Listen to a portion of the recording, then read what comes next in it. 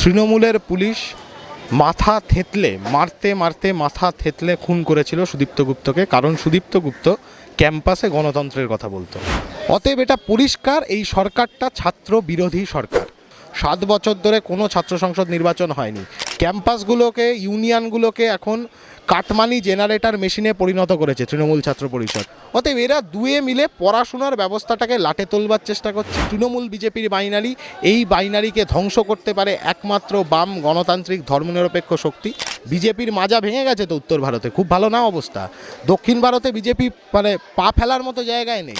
এরা দুয়ে মিলে দেশটাকে বেচে দেওয়ার প্ল্যান করছে, এই রাজ্যটাকে আরএসএসের নাগপুরের হেডকোয়ার্টারের কাছে পাচার করে দেওয়ার ব্যবস্থা করছে। সুদীপ্তর স্মরণে এখানে তোমাদের এই যে মিছিল আছে, সভা হয়েছে, তো এই আজকের দিনে দাঁড়িয়ে এই মিছিল, এই সভা থেকে তোমরা আগামী দিনের ভবিষ্যতে যে তাদের জন্য কি বার্তা দিতে চাইছো? 2013 সালের 2রা এপ্রিল সুদীপ্ত গুপ্তকে এই বাংলার রাজপথে খুন হতে হয়েছিল। তৃণমূলের পুলিশ মাথা থেঁতলে মারতে মারতে মাথা থেঁতলে খুন করেছিল সুদীপ্ত গুপ্তকে, কারণ সুদীপ্ত গুপ্ত ক্যাম্পাসে গণতন্ত্রের কথা বলতো, ক্যাম্পাস শৃঙ্খলার কথা বলতো, ক্যাম্পাসের ভেতরে পঠন পাঠনের পরিবেশ ফেরানোর কথা বলতো। আর এই সবটাকে এনশিওর করতে গেলে যেটা দরকার, ছাত্র সংসদ নির্বাচন, সেই নির্বাচনের দাবি তুলেছিল সুদীপ্ত গুপ্ত, তাই সুদীপ্ত গুপ্তকে খুন হতে হয়েছিল। আমরা দেখেছিলাম কতটা বর্বর হতে পারে একটা রাজ্যের সরকার। সুদীপ্ত গুপ্ত খুন, পিজি হাসপাতালে সুদীপ্ত গুপ্তের লাশ পড়ে আছে, রাজ্যের মুখ্যমন্ত্রী ইডেন গার্ডেন্সে চটুল নৃত্য করছিলেন সেদিন। অতএব এটা পরিষ্কার, এই সরকারটা ছাত্র বিরোধী সরকার। এর সুদীপ্ত গুপ্তের হত্যার পরে 11 বছর পার করে এসেছি আমরা। এই রাজ্যের বুকে ক্যাম্পাসে ক্যাম্পাসে ছাত্র সংসদ নির্বাচন বন্ধ। 7 বছর ধরে কোনো ছাত্র সংসদ নির্বাচন হয়নি। 7 বছরের আগেও যে কটা ইলেকশন হয়েছে বেশিরভাগটাই তৃণমূলের সিলেকশনে পরিণত হয়েছে, প্রহসন, নির্বাচনের নামে প্রহসন হয়েছে ক্যাম্পাসের ভেতরে। ক্যাম্পাসগুলোকে, ইউনিয়নগুলোকে এখন কাটমানি জেনারেটর মেশিনে পরিণত করেছে তৃণমূল ছাত্র পরিষদ। ক্যাম্পাসের ভেতরে কথা বলার কোনো পরিসর নেই। একই রকমভাবে যদি গোটা দেশের বুকে দেখো, এবিভিপিও একই কাজ করছে। বিজেপির সরকারের প্রধান আক্রমণের বর্ষাফলক যাচ্ছে ক্যাম্পাসের ওপরে, পড়াশুনোর ওপরে। পড়াশুনোটাকে পুরোপুরি লাটে তুলে দেওয়ার চেষ্টা এই রাজ্যের বুকেও, গোটা দেশের বুকেও।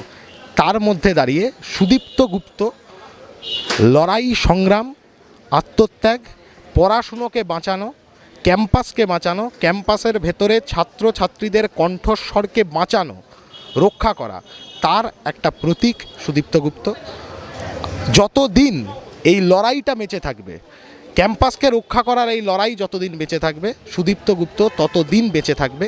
এই কথাগুলো বলবার জন্য সুদীপ্ত গুপ্তের আওয়াজ, সুদীপ্ত গুপ্তের স্লোগান, সুদীপ্ত গুপ্তের মিছিল, সুদীপ্ত গুপ্তের কণ্ঠস্বর, যা আজও এই রাজ্যের সমস্ত ক্যাম্পাসে ক্যাম্পাসে যার প্রতিধ্বনি শোনা যাচ্ছে, সেটাই রাজপথের মাটিতে তার প্রতিধ্বনি ঘটানো আজকের এই মিছিল শেষে এই সমাবেশ।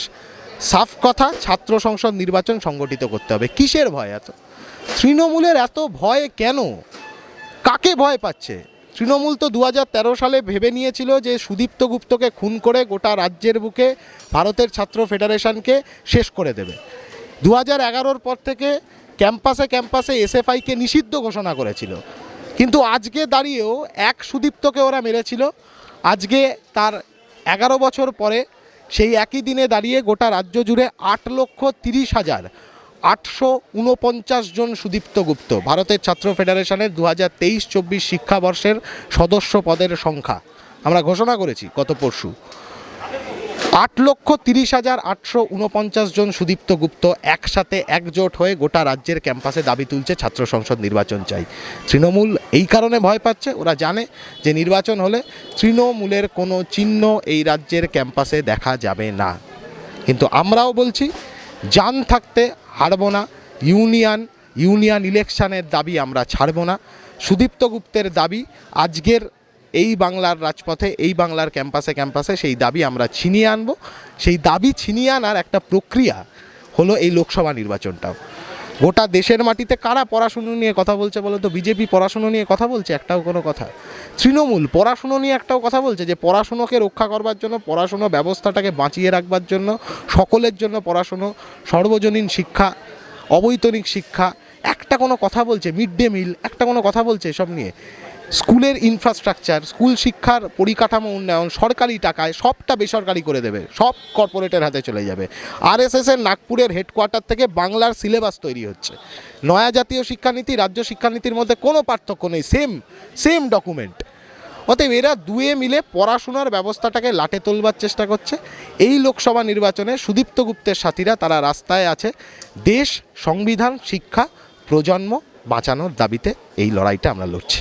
দাদা, লোকসভা নির্বাচনে সিপিএমের প্রচারে যেই কথাটা আমরা বারবার শুনতে পাচ্ছি, এই মঞ্চ থেকেও সেই একই বার্তা দেওয়া হয়েছে যে রুজি রুটির কথাটা। তো তোমরা যদি ক্ষমতায় আসো, সিপিএম যদি ক্ষমতায় আসে, আমি শুধু যাদবপুরের কথাই বলছি, যদি আসে তাহলে আমাদের দেশের এখন যে অবস্থা আছে, শিক্ষা নিয়ে যে প্রাপ্ত চাকরি প্রার্থী তারা রাস্তায় নামছে, তারা দিনের পর দিন অনশন করছে শুধু তাদের প্রাপ্ত চাকরির জন্য, তো তাদের জন্য কী করবে? দেখো, এ তো ইতিহাসের দিকে তাকালেই তো বোঝা যায় ভবিষ্যতের দিক নির্দেশ ইতিহাসের মধ্যেই নিহিত থাকে। বামপন্থীরা যতদিন সংসদে শক্তিশালী ছিল, ভারতবর্ষের মাটিতে মিড ডে মিলের ব্যবস্থা প্রতিষ্ঠিত হয়েছিল। বামপন্থীরা সংসদে শক্তিশালী ছিল, right two education, right two employment, right two information, এই সমস্ত অধিকারগুলো আইনি স্বীকৃতি পেয়েছিল। বামপন্থীরা সংসদের বুকে শক্তিশালী ছিল যখন, তখনই ইউপিএ 1 গভর্নমেন্টের সময়, তখনই মানরেগা প্রকল্প, এই প্রকল্প ভারতবর্ষের মাটিতে ইমপ্লিমেন্ট হয়েছিল। বামপন্থীরা কিন্তু বলেছিল 200 দিনের কাজ লাগবে, 100 দিনে হবে না, 200 দিনের কর্মসংস্থান চাই, 200 দিনের কাজ চাই, কাজের ধারা, এমপ্লয়মেন্ট জেনারেশন বাড়াতে হবে।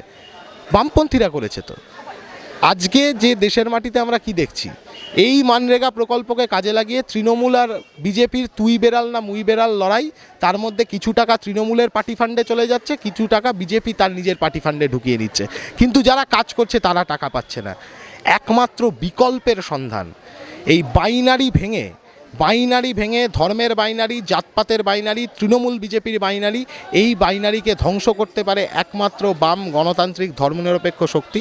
তাই বিকল্পের সন্ধান যারা খুঁজছে, গোটা দেশের মানুষ সবটা একরকম নেই। বিজেপির মাজা ভেঙে গেছে তো উত্তর ভারতে, খুব ভালো না অবস্থা। দক্ষিণ ভারতে বিজেপি মানে পা ফেলার মতো জায়গায় নেই।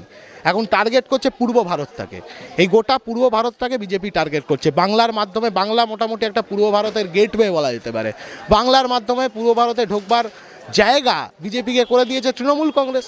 এরা দুয়ে মিলে দেশটাকে বেচে দেওয়ার প্ল্যান করছে, এই রাজ্যটাকে আরএসএসের নাগপুরের হেডকোয়ার্টারের কাছে পাচার করে দেওয়ার ব্যবস্থা করছে। রক্ষা করতে পারে একমাত্র লাল ঝান্ডা, বামপন্থী গণতান্ত্রিক ধর্মনিরপেক্ষ শক্তি। তাই আমাদের আহ্বান, স্বদেশ গড়তে এক আওয়াজ, চাই সবার শিক্ষা সবার কাজ। সুদীপ্তদার এই স্লোগানকে সামনে তুলে ধরতে, সংসদের বুকে এই স্লোগানকে পৌঁছে দিতে, বাম গণতান্ত্রিক ধর্মনিরপেক্ষ শক্তিকে গোটা রাজ্য জুড়ে, গোটা দেশ জুড়ে জয়যুক্ত করা।